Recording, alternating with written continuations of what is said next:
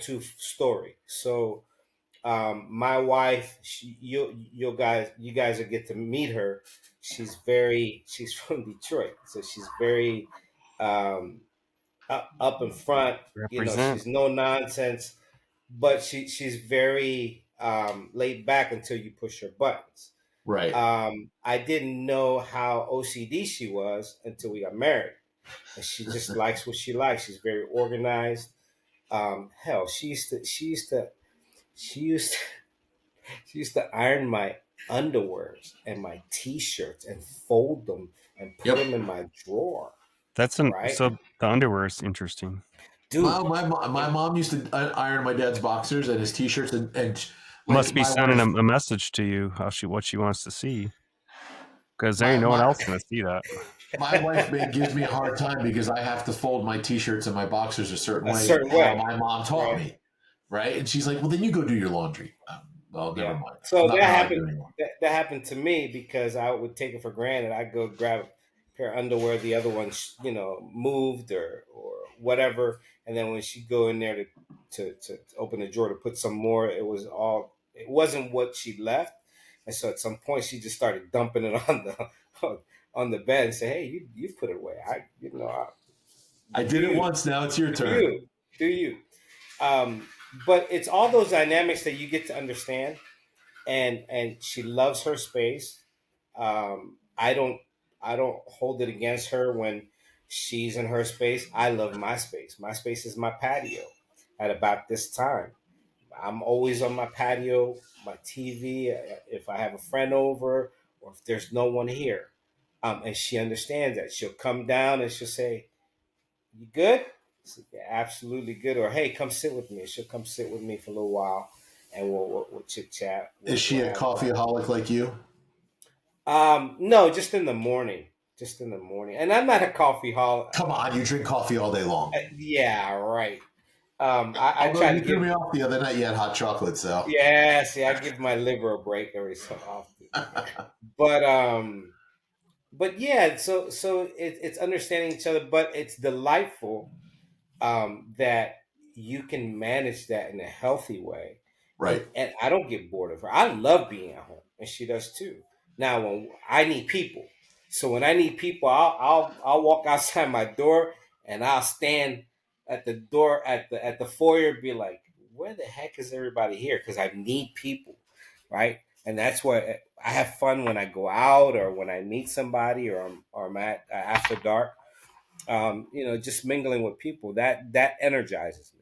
Does she care that Um, you go to After Dark? Does that bother her? no, absolutely not. Yeah, Absolutely not. my wife loves it because she says I come home and I'm like in a great mood, and Yeah, she's like I'm so glad you made friends, and yeah. But because it's she very she hard for knows me to make friends. she knows Clearly, that that's Clearly, that's something that's positive. She knows that we've been impacting some people. do you guys have set chores you guys are designated to, or you guys help each other out, or is it just whatever needs to get We done gets we done? try to help each other out, right? Like today, for instance, she was busy with the grandkid. It was about lunchtime, so I grabbed some stuff, made some lunch, had some lunch, whatever, clean, washed the dishes, put them away, right? And then if she does dinner, I'll help her, right? Right, Or like she's great with breakfast. So, hey, what do you want? You want bacon, eggs, pancakes? What do you want? And so I just have to sit there. I wake up, get my coffee, go out to the patio. She brings me my whatever, um, breakfast. And then I help her during the day as well. If I walk in the living room and there's toys all over the place, I'll put them back in the toy box, right? So she doesn't have to walk around and so we're very conscious, and it's already uh, innate in us that, hey, man, we're going to do whatever it takes to get it done. Now, I still can't get her to cut the grass, bro. hmm.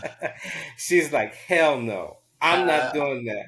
I I said, pay girl, it's somebody to do therapy. it, so I love. I used to, but I love to do it because for me it's therapy. I I take love my to do time. it. I love to do it, but the soil in Florida is so sandy that it's loose, and I have a bad knee, and we have a Gotcha. hill, and I tried, and after a while, I'd come in and it looked like a watermelon, and I was just like, because I just put on my headphones and I'm gone, Yeah. rock out, and just keep going. And I loved it. Yeah.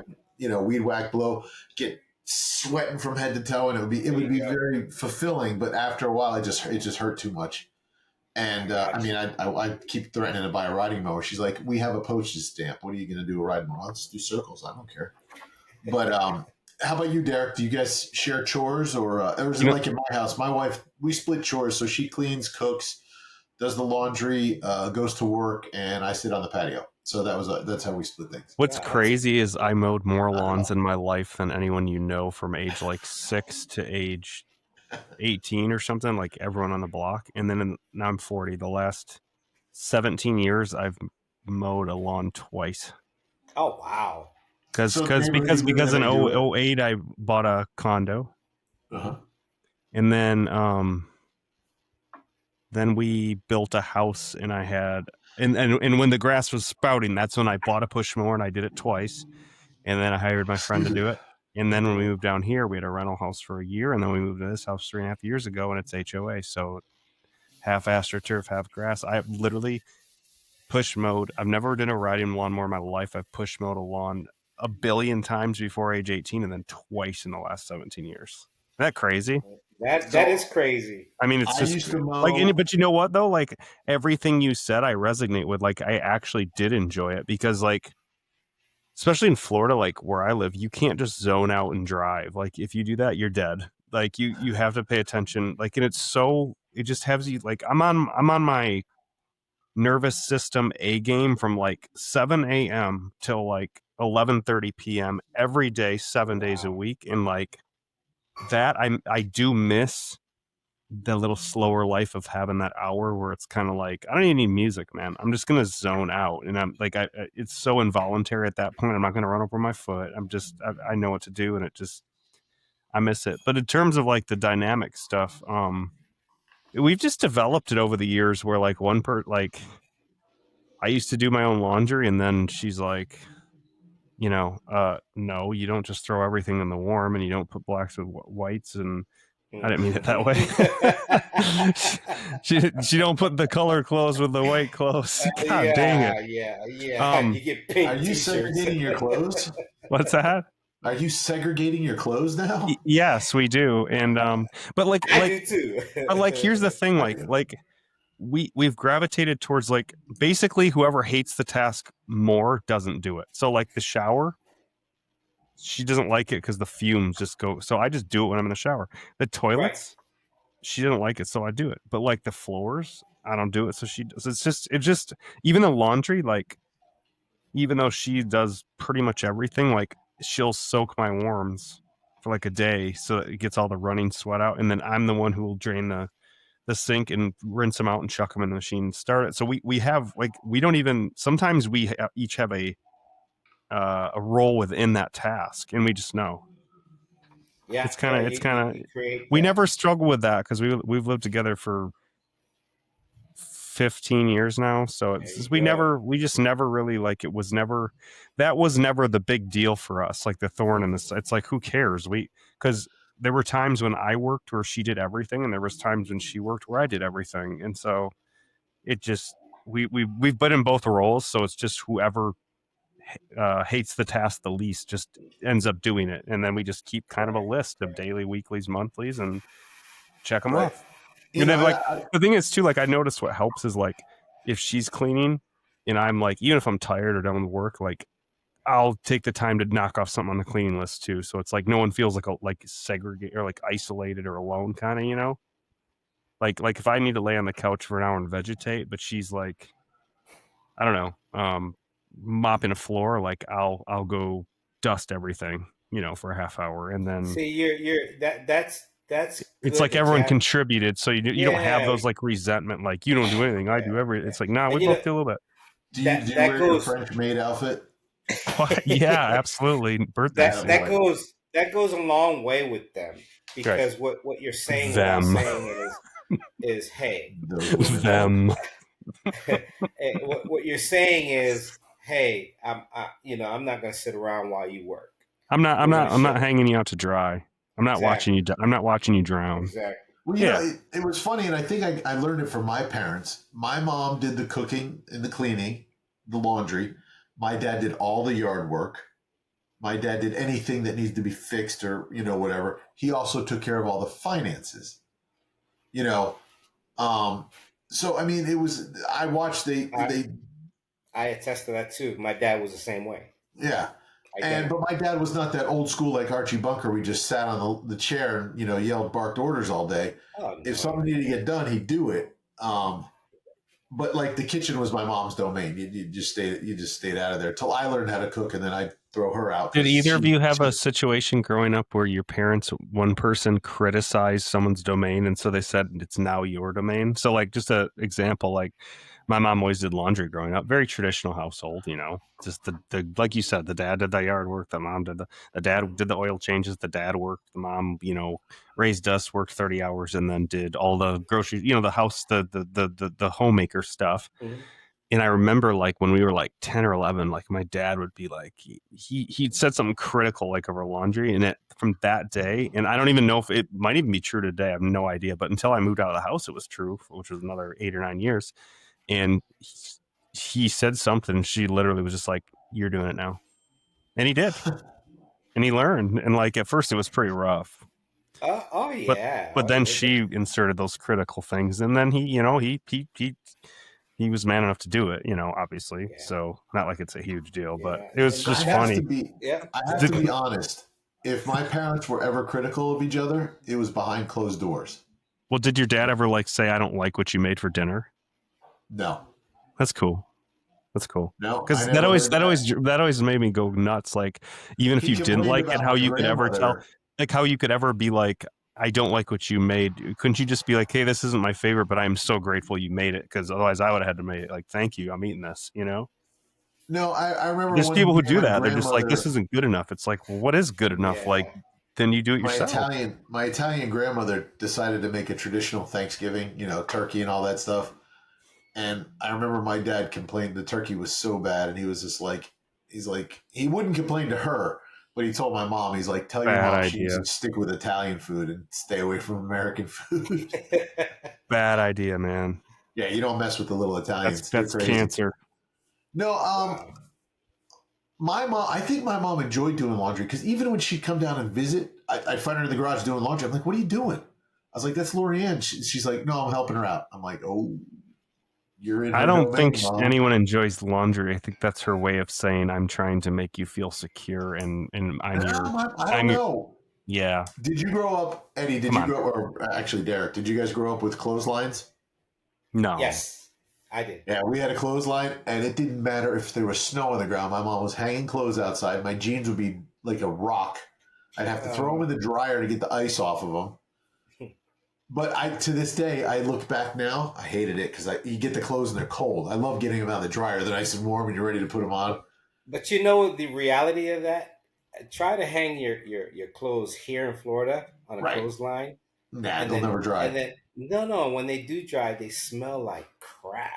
Well, It's just, oh my God, it's hard. It's not like up north. Because the water in the air is rancid. Oh my God, it's hard. Right, like my mom would hang even in the winter on too. Line, and they would smell so good. Like you put on your clothes, and my mom didn't have to use fabric softener or anything like that, or the towel, to make. Yeah, but you lived up north where there was good air and water. Like down here, it's like the water is so awful. Even when my kids used to, and there's so much water in the air. Come from home, from school, and they go outside and play, and they come back in, and the smell on them is just like, dude, go take a shower. Did you tell them they smell? Oh yeah. You guys need to go. You smell like a locker room. Go take a shower. There's nothing worse than like before we got the water treatment system put in our house, and you'd wash the clothes in that sulfur water. Yeah. Mm-hmm. I don't care how much chlorine or whatever they put in the bleach they put in the water, it still smells like the swamp, and your clothes would stink. Dude, even with the softener, it's bad. Like Orange County water's so bad. We have a full Culligan system with salt, and then all our faucets have additional filters. Our fridges filter. Our showers have Aqua Bliss filters. So we're like double, triple filtered everywhere. And even with all that stuff, the toilets get a pink ring within like a week. Yeah. I never experienced that up north because our water was so good. Right. And You're right. supposedly It's with horrible. the cleaning filtration system, it's supposed to help clean my toilets and my showers, and it doesn't. It No, doesn't. it just keeps them from being destroyed in a week. Right. Like it Yeah, keeps but them like you keeps them still I alive, still gotta. hanging by a thread. We have glass doors in our bathroom, so we still squeegee them, or they'll Why would be you have that on your door Yeah. to go into the bathroom or your shower door? no in the shower, Good, not the because no one bathroom. wants to see you taking a crap. Oh, maybe I don't know. Well, maybe in your uh, household. Sorry, No, not the rest of the world, but no, you're no. special.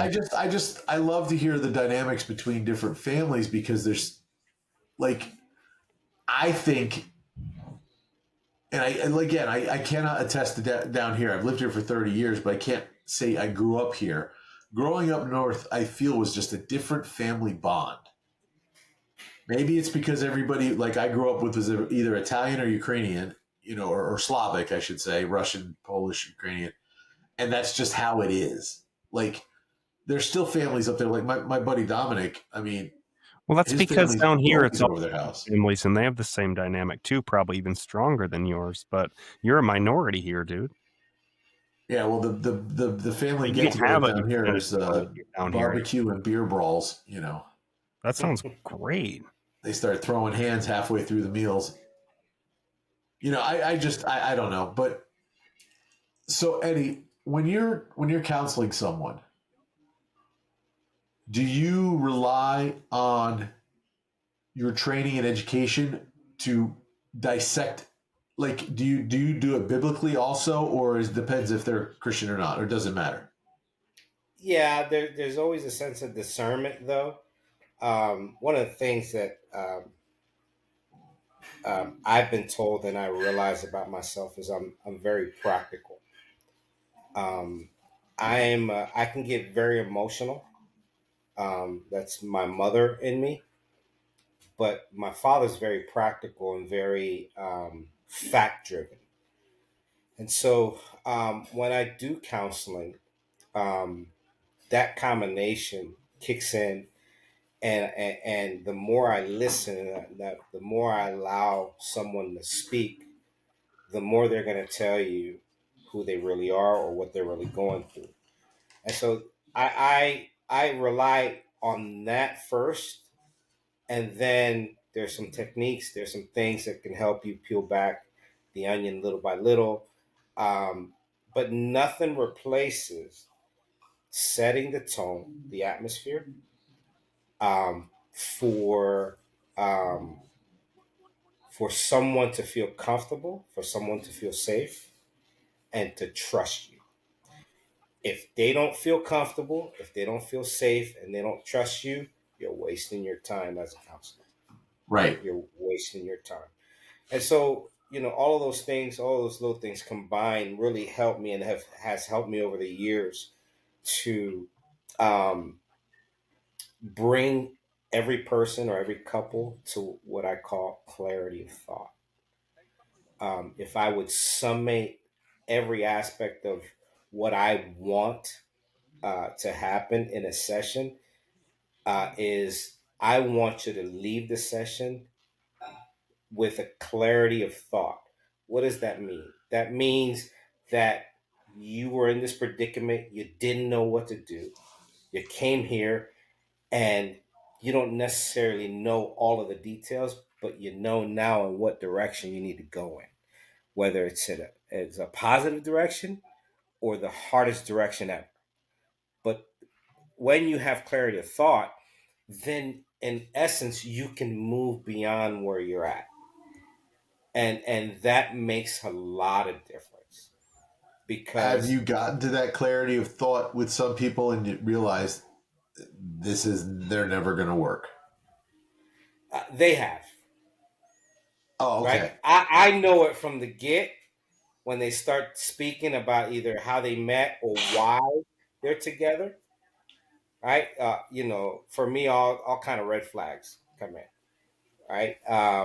And then you tend to, I tend to just listen, and hear how either disregarded that one of the persons has felt, or how they've been verbally abused. If they're physically abused, I have to call the authorities.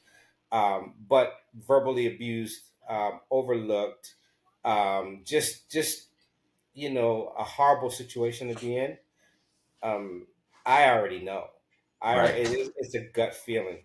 I don't want to be biased and stay there in what I'm sensing and feeling, because I got to give them the opportunity to want to change and embrace, um, whatever it is that they need to adjust. Um, but in essence, man, this craft and this gift, um, for me, is so easy because I've determined that we've all have similar stories, similar paths, similar backgrounds. What changes is the culture and the actual person or the actual actor in that movie.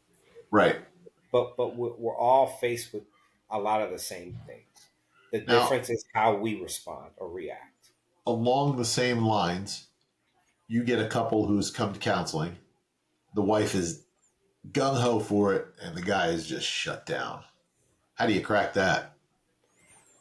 In most, and I was speaking to somebody about this. I laughed the other day. In most cases, the reason that the guy is hesitant and is shut down and is just going through the motions. And we also talked about this on one of the podcasts, the last podcast, is Okay. that we, as men, we don't like other men to tell us what to do. Right. So at the very core of that behavior is that You get the that second. machismo. Yeah. So we remember, Derek, we talked about the machismo, and Yeah, and we did. and we, you remember that we talked Oh, about I've that. been flaunting my machismo this week, man. Oh boy, here we go. Bringing out the peacock feathers. Nobody, hey, but seriously, like to expand on your point, like, don't you have to be a little machismo with a guy who comes in like that? Like, hey, brother, you're here for a reason. If you're not here for that reason, you're wasting your time. Like, don't you have to be kind Well, of upfront? absolutely. There are I don't know techniques. I know you don't like this, but if you ain't going to participate in this, please leave because there's no point in this. Yeah, don't waste my time. I won't waste yours. I Yeah, Right. sit them. So across from me, there's my couch. Right above me, there are my degrees. Right, so they sit facing this, and this speaks volumes to what he needs from me. Right. And from the onset, I established that I sleep well at night. I'm very well married, and it's been almost 40 years. And so I have a little bit hanging on my belt that can help that person or so him. you establish like credibility right away, like in terms of like Yeah, you like you have to. I think I can help with that too, just in any type of event where essentially at that point you're selling him that you are going to be a helpful person to be involved in making this change, and no matter what you're selling, the number one thing that you have to go into either with your machismo, your words, your stance, your diplomas, your degrees, your credibility, whatever it may be, is like you have to establish that you are an authoritative figure. And when you yes, don't have to say I'm an authority and people tell you you're the expert, you tell me, then you've done that successfully. Right. Right. bingo. And Very, very, it's kind very of a accurate. stance too. It is, and you It's like have a to, and I feel that I have to be more aggressive depending on who it is mhm. and what they're giving me as a vibe, right? Because right away, a guy comes in and he's got his chest out, he lets his wife in, and he's very short, and no You pun take it, intended. do you take your shirt off then? Yeah, no, but He in essence, hey, flosses. yeah, hey, listen, man, I got the S on my chest, brother.